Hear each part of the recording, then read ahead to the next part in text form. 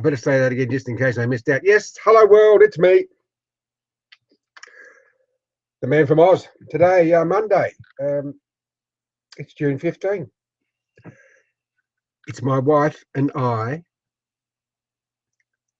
41st wedding anniversary.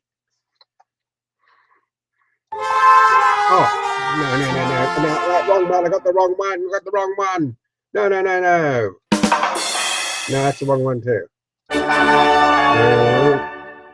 That's almost as bad as the bell. Well, here I was hoping. Here, this will. Yes, it's my wife and I 41st wedding anniversary. Yes, the 15th of June. It's the 15th of June, 800 years ago, when the Magna Carta was signed. Yes, but our marriage has lasted longer than the Magna Carta, because the Magna Carta originally only lasted for 12 months. After King John passed away and Henry III took over, the 25 barons who initiated the Magna Carta in the first place revolted in some way, and they didn't like some of the rules, the regulations, or whatever they were at the time, and so it was changed, and it continued to get changed, and it continued to get changed, and on and on and on ad infinitum. Thank you very much. Thank you. I just thought you might like to know that.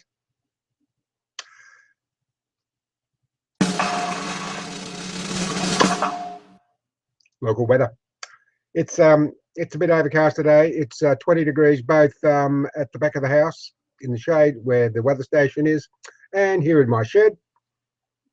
And it's 94% humidity. It was just starting to sprinkle about 5 minutes ago. I had to fill the bird bath at the back here. The birds were giving me a bit of a notice that, hey pal, the bath's empty. You better fill it for us, pal. Yeah, they let you know. Yeah, panic them they do, especially the noisy miners. They perch on the end of the rim of the bird bath, and they chatter on as if to say, hey, look, there's no water in here, buddy. Anyhow, I just filled it for them. It was then I noticed there was a little bit of rain, but it's very wet. Geez, it's been wet here. I mean, our backyard and to a certain degree our front yard as well, they're like wet sponges. I mean, you walk here on the grass in the backyard here, and it's like walking on a wet sponge. It's shocking. You know, I'm planning on going away, I don't know, the next few days, going bush. And I was hoping I'd be able to mow both lawns before I went away, but I don't know. I might be able to run the line trimmer over them. That's about all. I've got 2 new subscribers, and first, thank you to Julia Foster. Thank you, Julia. Appreciate it. Now, the next chap, this is going to be a really hit and miss at pronouncing this gentleman's name. It's Farhad Al-Taimi. I'm not sure how that is pronounced. Farhad, I'm sorry. I apologize if you happen to be watching. It's Altoaimi. Because I suppose phonetically it'd be Alto-Amy. But I don't know. Anyhow, thank you, Farhad, for subscribing. I got 45 subscribers now. Well, basically, I just popped in to let you know that all is well. I'm reasonably hale and hearty, as can be expected of one of my age. I just got picked up a new pair of glasses today because my my long vision was fading a little bit, and I was a little bit concerned about it.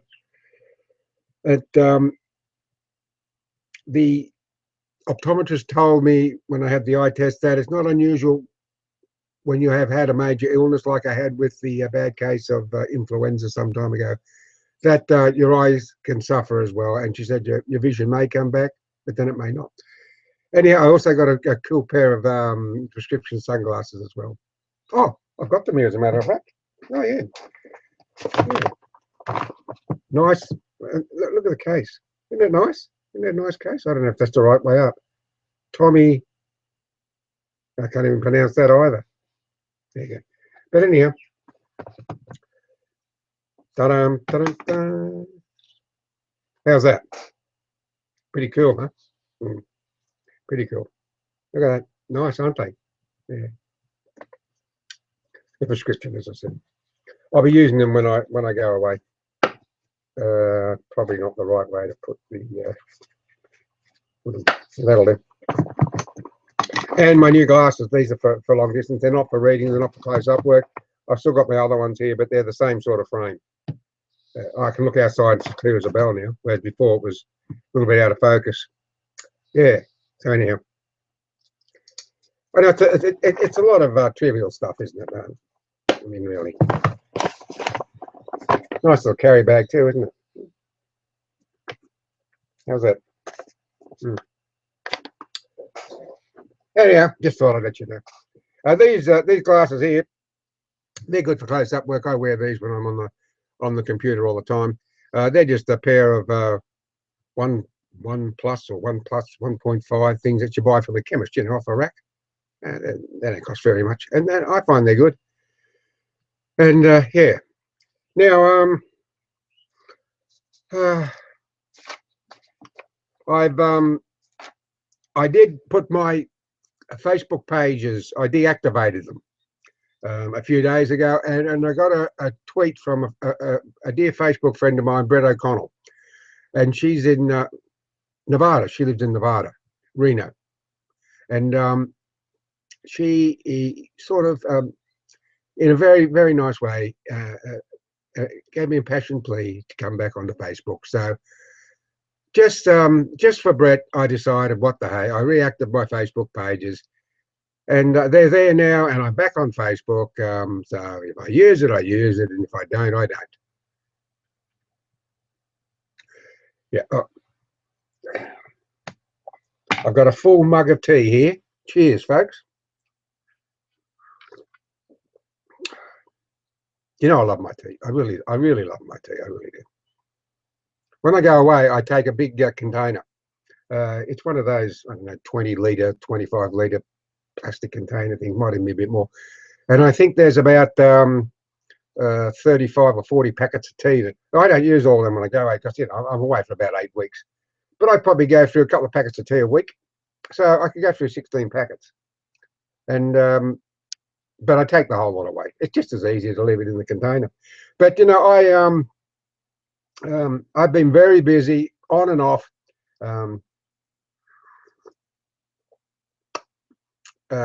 Getting things ready to go away. I've got my list here. Ooh, that's hot.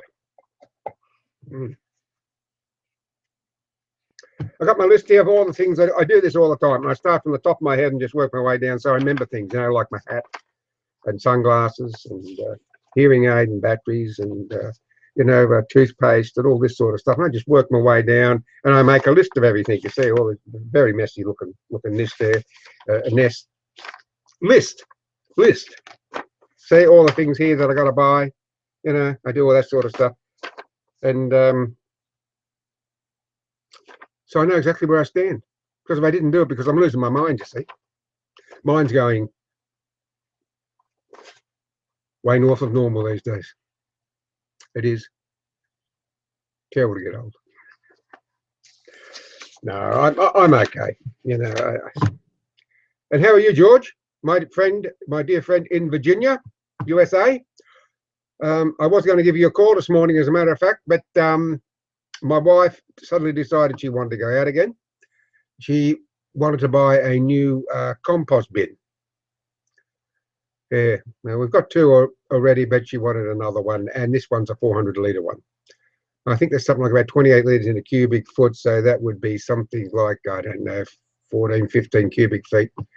But it's handy because we got one in the front yard, and when I mow the lawn, I put all the grass clippings in it. And we've got one in the backyard, and when I mow the lawn in the backyard, I put all the clippings in it as well. But sometimes my wife doesn't get around to putting it on the garden because she's doing other things as well. And I know this is probably boring you to tears, but I'm just telling you anyhow. And so she decided to get a bigger bin, and so we went to Bunnings. And I should have actually made a video out of it because it was a bit of a hoot, because the damn thing was about this round, about this round. You see, I can't even see it in the parameters of the picture. And we couldn't get it in the back of the little Kia Rio, little hatch, 5-door hatch we've got, my wife's car. my wife's car, who my wife hasn't got a license to drive. Never mind.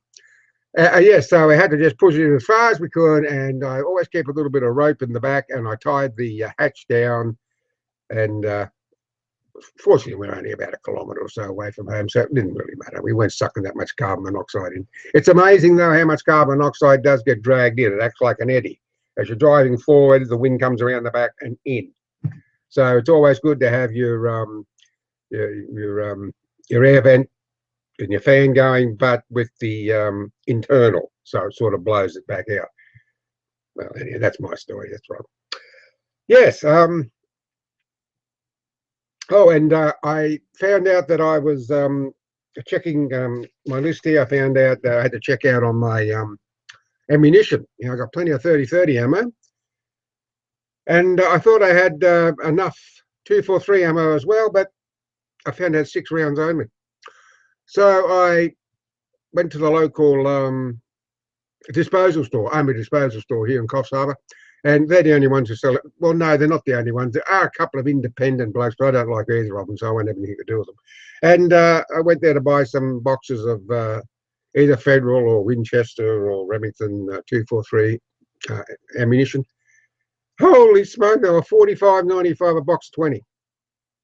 Now, I know things have gone up recently. The last time I bought some ammunition was last year, and it was around about July, August, and I bought it in Cowra, New South Wales, a country town of Cowra, and they were $28 a box of 20. The average price is around about 35 now, today. But this place was selling them for 45. I said, no, that's too expensive. I said, you know, you're just being a bit too greedy here, as far as I'm concerned. So I decided not to buy them. Now I've still got 2 options. I've got some for all the shooters out there. I've done my homework, and yes, there's no problems with what I'm about to say. I've got 2 containers of Winchester 748 ball powder, and you can use 748 in the 243. 33.8 grains is the suggested load, but I'll drop it down to 33. And if I've got enough primers, I could reload 40 or 60 cases. So I'd have a 3 boxes, virtually has 3 boxes of 243 ammunition in reloads. Or on my way to my cousin's place, I can stop off in Tamworth, or I can stop off in Dubbo, where I know there are gun shops, and I can buy ammunition there. But I don't know. I've got to make up my mind what to do, and I've got to make it up pretty quickly because time is running out. Because here it is, the middle of June, and normally I've been away by a month by now. I normally go away about the middle of May. Anyway, I'm still at home. So I've got to really pull my finger out and get things done. I've got my case, the big galvanized toolbox mounted to the A-frame of the trailer. I had the refrigerator running in it until the bottle ran out. The little 4-kilogram bottle of gas ran out, so I could get it filled, and it works a treat. I don't see any problem with it working while I'm driving. I put a little dome top on it and some vent holes on it. It's a dog bowl, one of those chrome dog bowls, and because where the flue of the fridge is, all the heat rises up there, and I think I just put in about 40 holes. I think they were 3/16 holes I drilled into the metal, and I covered it over with a dog bowl. I flipped the dog bowl upside down, so I've got a chrome dome, and I sealed it off underneath, so if it rains, the water will go down over the top and drop down, and it will still drag out all the heat. So I don't expect to have any problems whatsoever, but if by chance I do and the damn thing blows sky high and blows the trailer to smithereens, well, I'll make a video out of it, won't I, and load it up to YouTube. No, look, I did my research on that also. I was fairly confident that I could run the fridge while I was going in this sort of setup. And I found out that a lot of folk actually run their gas fridges in their caravans while they're touring. And on the whole, it seems that there's never been any problems, and that is the run of the mill. That's the norm for folks. So I thought, nothing ventured, nothing gained. What do I have to lose? There won't be any problem, but. And I had a few comments about the video I uploaded. Indie Author gives out freebies, a social experiment. You know, I was really disappointed with that. I was disappointed that so many people refused the book. A free copy. Never mind. I expected it. I really did expect. I would have been disappointed if no one had refused. But now 14 people did actually refuse the book. But what did I have? I think I had 30 copies in the 2 boxes on the trolley I was pulling around. But so I gave all them away. So 14 refused. So I don't know. You can say 14, 18. Oh, geez, it was pretty close. What a 16. Yeah, it's almost 50%. And I also left 3 boxes upstairs in the Palm Centre, in the shopping centre in the middle of Coffs Harbour. 3 boxes. That was 48 copies, and they, I think, about 2 or 3 days later, they were all gone. Well, why wouldn't they? They were free. So, see, it makes a difference, doesn't it? See, some people don't like being approached, and possibly with the GoPro camera on my cap, I looked a bit silly, and maybe they were a little bit dubious. Well, one chap was for certain. But you'd have to watch the video. Yeah, you just have to watch the video. One comment said that I was a brave man. I don't know what she meant by that brave in the fact that I went out and actually did what I did, or what, I'm not sure. Maybe she'll let me know. Yeah, so all in all, that little exercise, I think I gave close to 80 books away. That little exercise cost me $728. Yes, each of those books cost me $9.10 to have printed. So you can see why having all these books left here in my shed, something like 2,300 copies, is really pissing me off. If you saw that video and how hard it is to give the books away, you can see how hard it is for an indie author, which I don't like the term indie, for a self-published author to sell their work. Even on Amazon Kindle, where the books are sold, you can sell them for $1.99 or 99 cents. No, it's not impossible to sell any. Heck, we go on Amazon Kindle, and then you're one of about 750,000 other authors. True. So there could be 2 million books or more. I think when I was there, it was something like 2.2 million different books. So what chance have you got? I mean, most people just languish in the dark abyss of the unknown, never to be seen, like I was. You get nowhere. Yeah, no, you try. You can say, well, at least I try. It doesn't cost anything to try. But yeah, really, it's nigh on impossible. Yeah, there's just so many independent authors out there, so many self-published authors, and there's a lot of good writers out there with them too. And but really, what are they? It's virtually, to become successful as a self-published author is like going out looking for the Holy Grail. Yeah, it's not going to happen. Maybe that wasn't the right comparison, but yeah, finding the pot of gold at the end of the rainbow. It's not going to happen because there is no pot of gold at the end of the rainbow. Yeah. So for me, as far as I'm concerned, being a self-published author, well, I tried it and I failed miserably, and well, that's about the end of it for me. Well, I have my website, and this program is sponsored by my website. And my friend over in Virginia, George, said that I should be pushing this. What did he call it? I can't remember what he called it. Oh, it's ridiculous. But anyhow, he said I should be pushing. I should have a sign at the back, shouldn't I? This show is proudly sponsored by John's Books, asp.com.au. Yes, log on to John's Books, asp.com.au, and you can buy 3 original novels, each at 99 cents, uploaded to your email address. I should, but I haven't. You know why I haven't? Because it wouldn't make any difference whatsoever. Then I will. I'll eventually get around to doing it.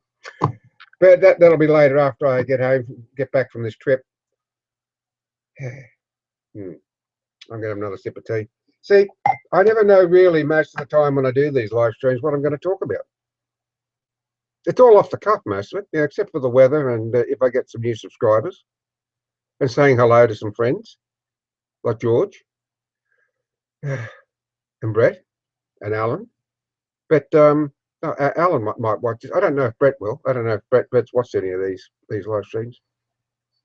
I don't know.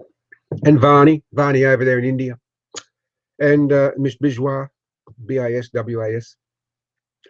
Strange though, I haven't seen any likes from my stuff in the last week or so from Miss Biswas. Or from Varney. Maybe they're on holidays or something. They're doing other things. That's more than likely. You've got to have a break from this social media but stuff, haven't you? Really, you have. Yeah. I'm really getting fed up with it all. Tell you the truth.